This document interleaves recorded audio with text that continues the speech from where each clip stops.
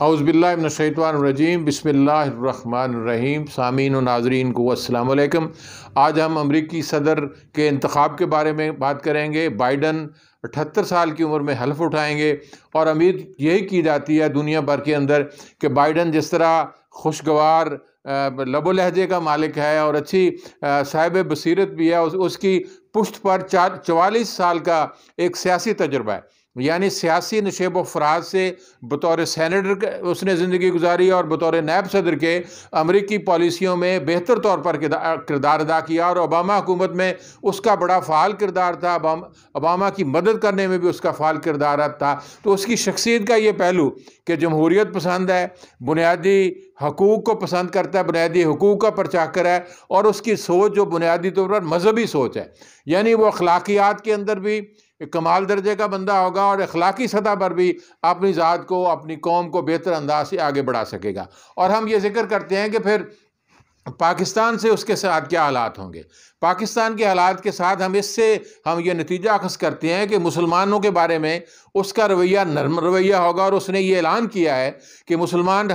امریکہ کے ہر شعبے کے اندر اپنی خدمات سر انجام دیتے آپ کو نظر آئیں گے، اور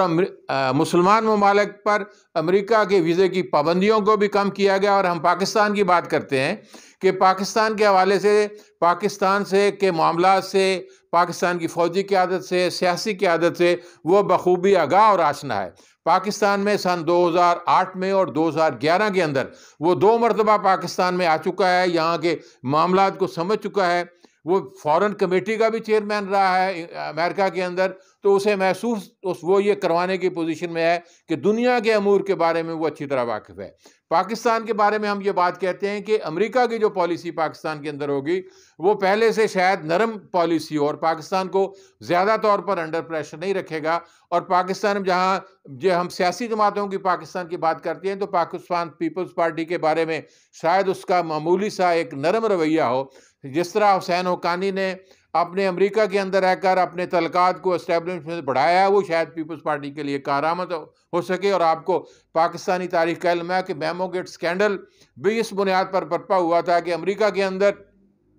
حسین حقانی نے پاکستانی مسلح کسی مارشل لا کی آمد کو روکنے کے لیے وہ یہاں ایک ترمیم میں کاوش کی تھی، وہ تو بات ادھوری نامکمل رہ گئی تھی۔ پاکستان مسلم لیگ کی قیادت سے معمولی سا اس کا تعارف ہے، کو بہت زیادہ تعارف نہیں۔ تحریک انصاف کو اپنا تعارف بڑھانے کے لیے آگے بات کرنی پڑے گی۔ اور ایک بات جو اہم بات ہے کہ جو بائیڈن کے بارے میں کہی جا سکتی، ہمارے فارن سیکرٹری اور امریکہ میں سابق سفیر جلیل عباسی نے یہ بات کہی ہے کہ سی پیک کے بارے میں امریکہ کے موجودہ صدر کو، سابق نائب صدر کو کوئی اعتراض نہیں تھا، اور شاید ممکن ہے وہ جو سی پیک کے بارے میں پہلے ٹرمپ گورنمنٹ کی جو پالیسی تھی وہ بالکل اس سے تبدیل شدہ پالیسی ہو۔ اور جہاں تک ہم ایران کی بات کرتے ہیں، ایران کے نیوکلیئر معاہدے کو بھی ریوائیو کیا جائے گا،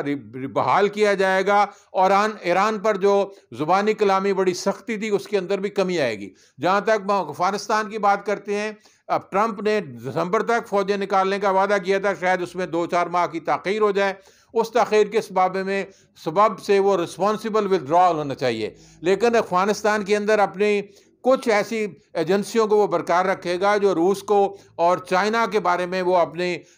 پالیسی ہے اس کو نفاذ کر سکے۔ جہاں تک ہم ہندوستان کی بات کرتے ہیں، ہندوستان نے امریکہ کے ساتھ بہت معاہدے کیے ہوئے ہیں۔ ان معاہدوں کو نتیجے میں انہیں اسلحہ کی فراہمی ہے، انہیں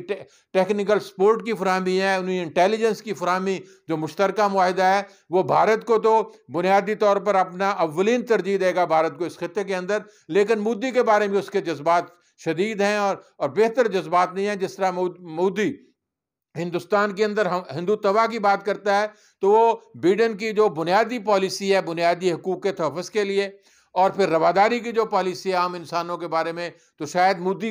اس کی ناپسندیدہ شخصیت ہو، لیکن بھارت اس کے لیے پسندیدہ شخصیت ہوگا۔ اور ہم اگلی بات یہ کرتے ہیں کہ ترکی نے جو اپنا آزادانہ روش اختیار کیا، یہ بھی اس کو پسندیدہ نزدیک نہیں ہے، اور اس کے بارے میں ہم کہہ سکتے ہیں کہ ترکی کو بعض معاملات کے اندر مشکلات اور رکاوٹیں پیش آنے کا امکان ہے۔ اور پھر جو بھارت کی جنگی صلاحیتوں میں اس نے اضافہ کیا ہے، تو شاید اس کے بارے میں بھی پاکستان کو اپنے اسلحے کے لیے اور اپنے دفاعی نظام کو مضبوط بنانے کی ضرورت ہے۔ اور پھر بائیڈن کا جو تجربہ ہے